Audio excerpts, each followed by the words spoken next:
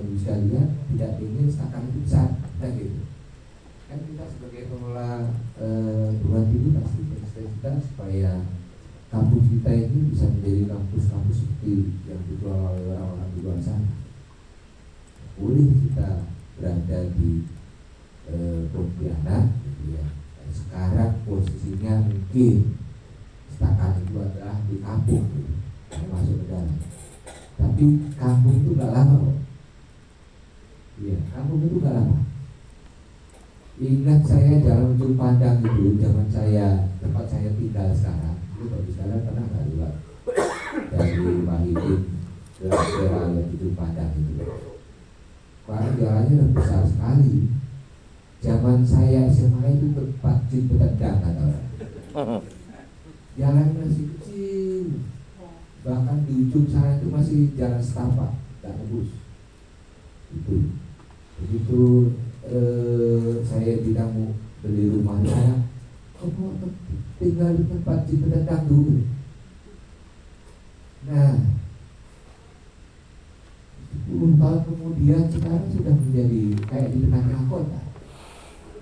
Jalan Ujung Pandang itu nggak ada putusnya sekarang. Kendaraan itu ramai sekali karena orang nggak mau orang, kalau dari Pal itu orang nggak mau lewat Tanah Senaru. Putus itu ramai sekali. Jadi kota desa itu nggak lama menurut saya. Ya, oke lah sekarang Stakan di sana.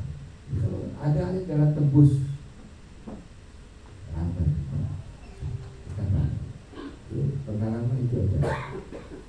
Yang sering kepala aja lah. Dulu Pal itu kayak apa kan? Sekarang udah mau habis tanahnya ternyata. Jadi perubahan semua kanan kiri. Proyeksi kita yang harus jauh. Nah di sini kita bicara tentang kebijakan dasar Stakan. Kita kaitannya dengan takar kita. Takar itu kan PMA ya Pak ya. PMA. Kemudian tanggung jawab Stakan Pontianak dalam menjalankan visi, wujudkan visi, harapan dan sifat-sifat dasar itu. Ya ini dimodifikasi saja lah, jangan dikarang sendiri. Ya, kalau dikarang sendiri pusing kita. Apa mana contoh-contoh sesuaikan aja dengan yang ada. Infrastruktur yang kita miliki sekarang seperti apa?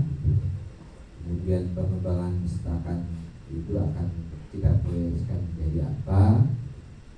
Dulu waktu kami usulan jadi UIN, itu kan kita bisa jadi UIN dengan ya dulu kan perkembangan biaya juga nggak jauh beda dengan Stakan.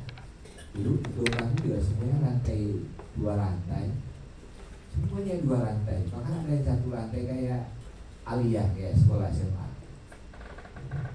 Tapi sekarang itu sudah 6 lantai, 5 lantai semuanya. Jadi sesuatu yang menurut kita tidak mungkin itu menjadi sangat mungkin ternyata dengan perjalanan waktu. Bahkan ya sekarang sudah habis tuh, tanah kami sudah habis Pak. Itu tinggal 2 tower lagi dibangun, selesai kan itu. Tahun ini insya Allah dapat 1 tower. Perpustakaan lama kami itu kami robohkan. Nah sekarang dengan yang pasca sarjana lama kami robohkan. Itu tahun ini akan 1 tower. Tinggal 1 lokasi yang sekarang kami jadikan sebagai pesantren mahasiswa. 2 lantai. Mau dirobohkan, saya cerita dengan Pak Ketua tadi sudah mau dirobohkan tapi belum masanya, masih belum boleh.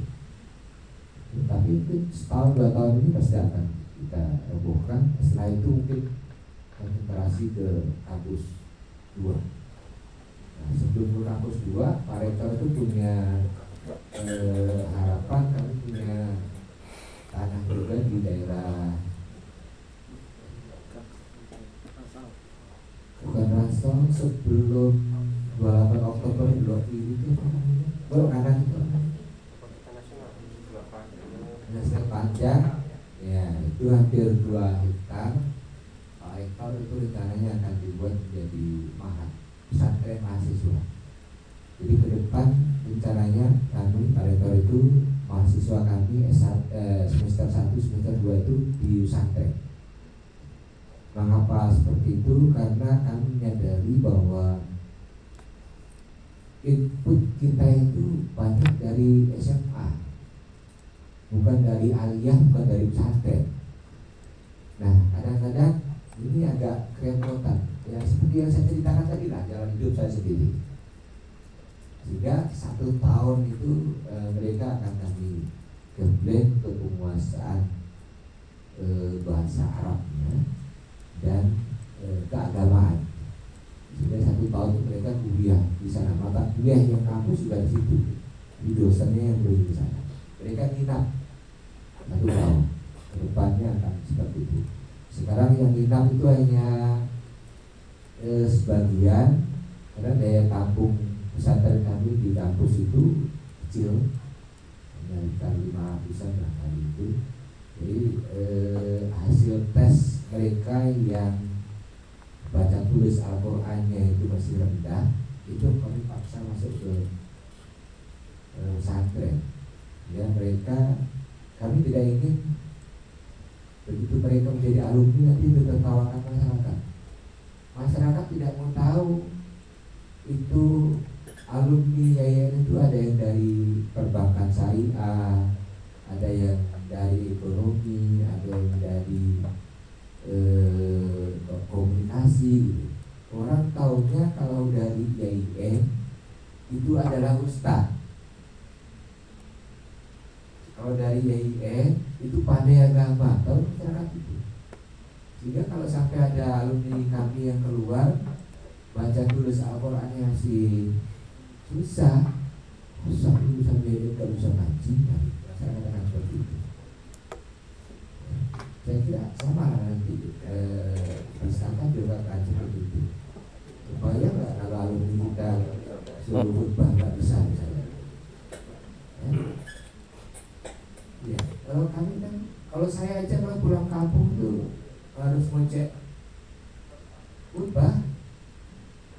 Ya, kalau yang nggak siap untuk tampil khutbah ya mending terlambat dikit sholat Jumat.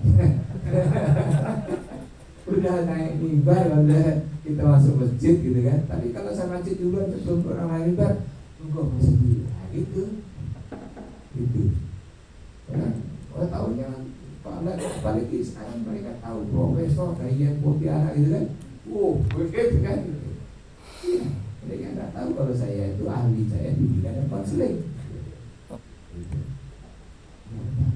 Yang ini kita jaga. Mengapa harus kita jaga? Kepercayaan masyarakat. Ya, kepercayaan masyarakat. Nah, kalau nanti ada alumni kita lepas di kampung ngaji keliling nggak bisa, kan akhirnya apa aja kirim anak saya ke YIN ngaji, lulusannya ngaji nggak bisa ngaji itu. Ya, padahal ya ini ya Pak Rektor sangat konsultan itu. Bahkan mahasiswa yang tes ngajinya juga lulus itu belum bisa ujian skripsi. Jadi sampai ke situ Pak Rektor itu perhatian. Karena memang beliau satu, jadi sangat-sangat ini juga. Sekarang posisi kita seperti apa yang begini. Nah, Bapak Ibu sekalian, kemudian strategi dasar. Ya, ini sebenarnya juga tidak terlalu masih bisa kalau bagian ini masih bisa di APF lah. Ya, mulai dari penguatan kelembagaan kita, apa yang kita lakukan supaya Istakan ini menjadi lembaga yang kuat, yang bagus, dengan manajemen yang baik, pengembangan keunggulan dalam bidang pendidikan apa. Mumpung sekarang masih sedikit berguna, gitu. Jika nanti sudah bisa, tahap kedua tadi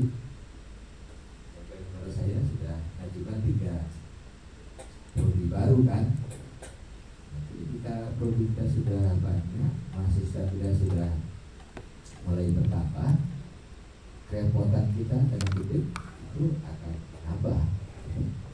Jadi yang begini-begini itu pendidikan spesifikasi kita akan bawa kemana, riset-riset kita arahnya mau kemana, pengabdian kita arahnya kemana. Jadi Bapak sekalian, kalau ada yang di lembaga pendidikannya ini ada PR, RIP-nya pendidikan itu adalah rencana hidup penelitian. Selain rencana hidup penelitian ada rencana hidup pengabdian. Dua itu yang harus ada juga. Kami ya agak terengah-engah kemarin karena wilayahnya di lembaga yang lain, saya pribadi ya. Tapi ya alhamdulillah padanya itu harus dibuat sekalian. Karena nanti biaya akreditasi itu ditagih. PP ini harus jalan di tiga arah, tiga arah.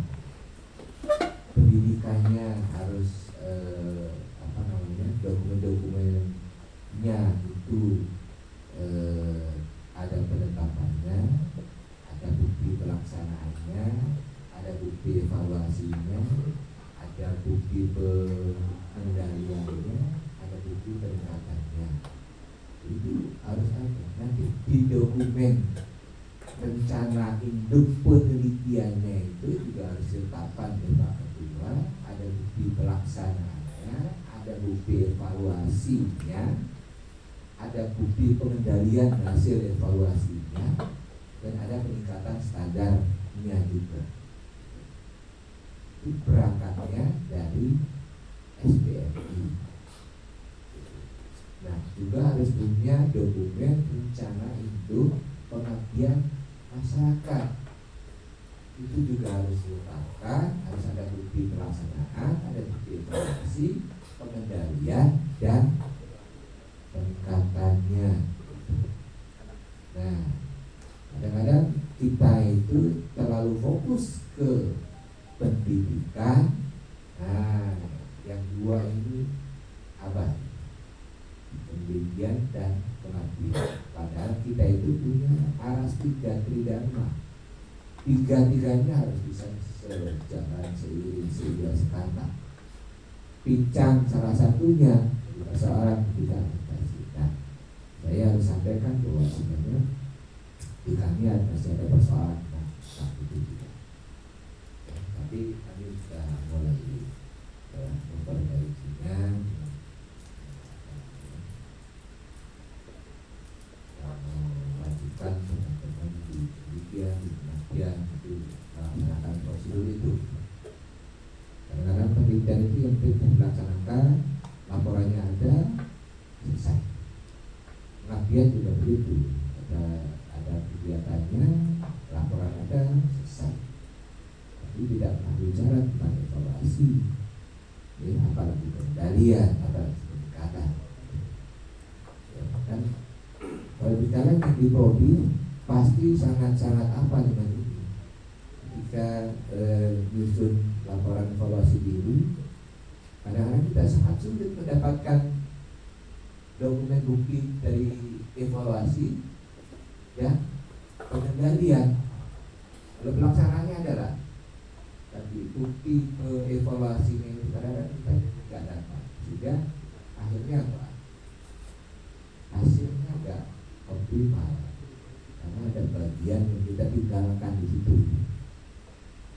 Jadi ini harus menjadi yang kita bicara. Peningkatan layanan prima yang amanah kepada semua pemangku kepentingan, perluasan dan peningkatan kerjasama dan kesejahteraan bagi seluruh sumber daya. Jadi saya nggak tahu IAIN dengan Stakan MOU-nya ada Pak ya? Ada ya? Ada.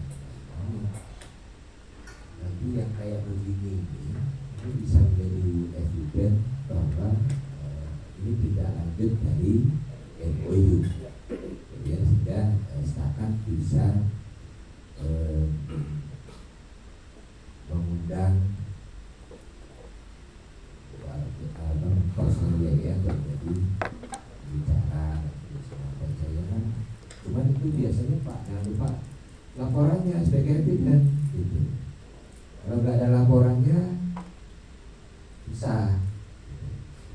apapun kegiatan yang dilaksanakan stakan yang melibatkan GIN itu buat laporan sebagai evidence tidak lanjut dari MOU sudah ada.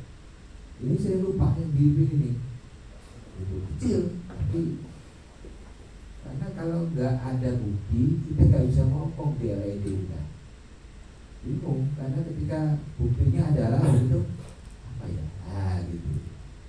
Nah, makanya jangan lupa berita-berita di web stakan itu jalan-jalan sebetulnya langsung ini selain untuk meningkatkan metodologinya supaya ketika kita butuh evidence kegiatan itu mudah. Kan kalau kita di web kan bisa kita browsing sudah dapat gitu. Tapi kalau tidak sih ini sangat penting karena kita perguruan tinggi itu ruhnya itu adalah akreditasi selama. Teman-teman saudara-saudara kita di kampung aja, kalau mau kuliah sekarang sudah nanya akreditasinya apa, ya, sudah pilih situ. Ya untungnya sekarang masih satu-satunya kan, itu selamat, tidak ada pilihan lain kan, yang negeri satu-satunya. Tapi nggak boleh terlena kita. Ya, tapi kalau kayak IAIN-nya kan satu-satunya. Tapi yang punya prodi kan Muhammadiyah, Islamiyah, di Sambas ada, di Singkawang ada, di Mempawah ada, di Rasau ada, Indian prodi. Nah, kalau akreditasi pendidikan jelek akan menjadi pilihan utama misalnya kita. Dan ke depan sebenarnya lebih longgar bagi saya. Ke depan kan berdasarkan Permendikbud 53/2023 itu untuk APT itu hanya ada 2, terakreditasi dan tidak terakreditasi. Tidak ada lagi istilah baik sekali unggul. Depan hanya terakreditasi dan tidak terakreditasi. Jadi nanti hanya akan ada Pontianak terakreditasi, jadi stakan terakreditasi. Jadi untuk institusi tidak terlalu sama moyo-moyo, karena ke depan akan jadi 2 pilihan aja. Tapi prodi masih, prodi ke depan akan tidak terakreditasi, terakreditasi dan terakreditasi unggul. Itu ada 3 pilihan. Kalau tidak wajib tutup. Setelah bina gak bisa tutup. Kalau terakreditasi masih gratis. Tapi kalau terakreditasi unggul bayar pelan. Itu ke depan akan seperti itu, dan sekarang di PT sedang digodok instrumen barunya. Tidak akan ada instrumen baru lagi, turunan dari Permendikbud 53/2023. Baru lagi kata Pak Wah. Belum yang kemarin apa sudah baru lagi.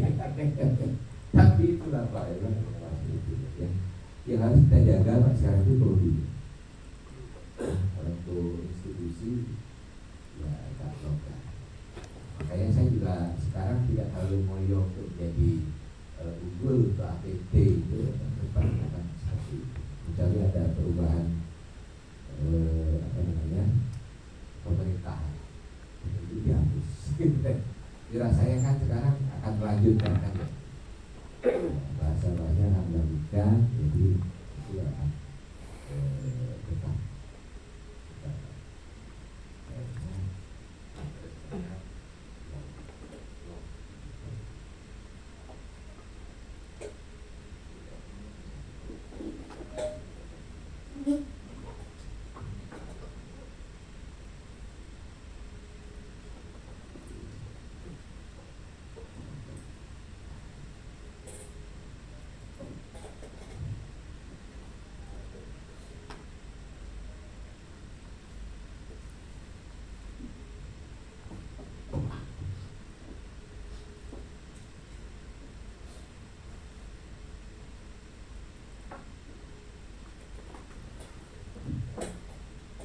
akan masuk ke bab yang harus kita seriusi.